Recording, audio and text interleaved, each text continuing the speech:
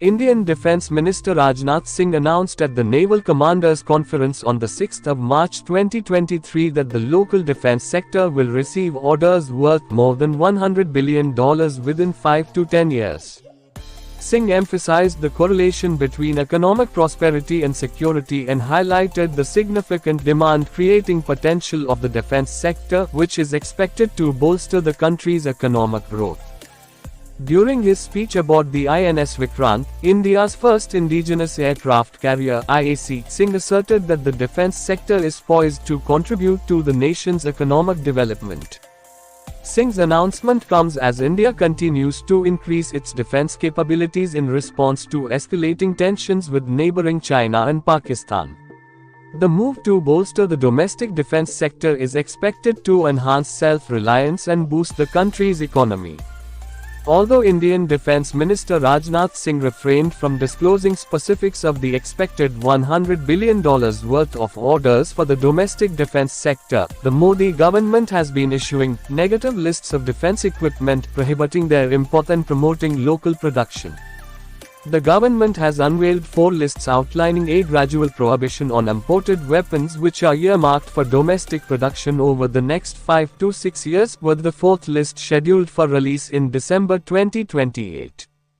These lists cover a comprehensive range of 411 weapon types and platforms, encompassing numerous subsystems and components utilized in fighter jets, airplanes, choppers, submarines, tanks, infantry combat vehicles, electronic warfare systems, missiles, smart ammunition, rockets, and bombs. According to the Indian Ministry of Defence (MOD), approximately 2,700 items have already been indigenized as of August 2022, while the remaining are scheduled for domestic manufacture in phases.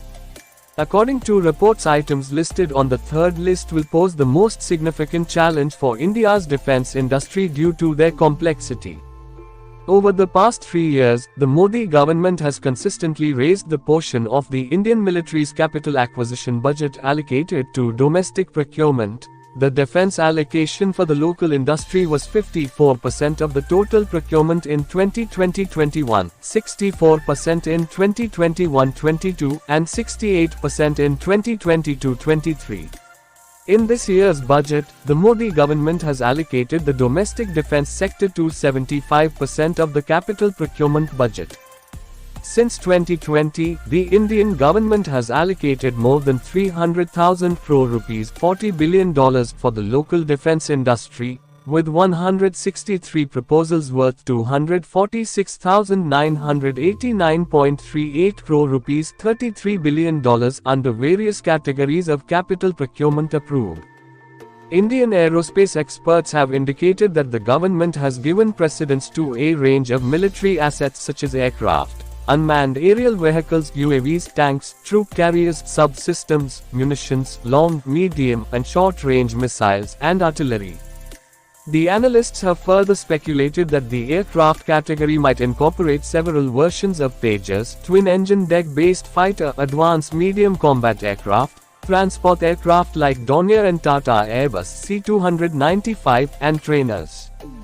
With Rajnath Singh announcing the possibility of more than $100 billion worth of orders for the local defence industry in the next 5 to 10 years, the Indian government may further increase the share of the capital procurement budget for the domestic sector by around INR 14,000 to 20,000 crores annually.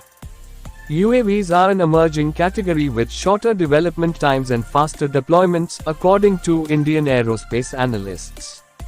Moreover, the experts clarified that the munitions group might encompass beyond visual range missiles, anti-radiation missiles, anti-tank systems, anti-drone weaponry, guided bombs, and anti-airfield arms, with a focus on drone-specific armaments.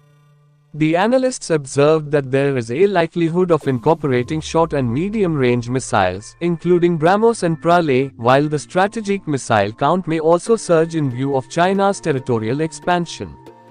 During the recent Aero India 2023 airshow in Bengaluru, the defence minister hinted at the possibility of a new positive indigenization list, stating, "I cannot rule out the possibility of a new positive indigenization list, given India's focus on self-reliance in the defence manufacturing sector."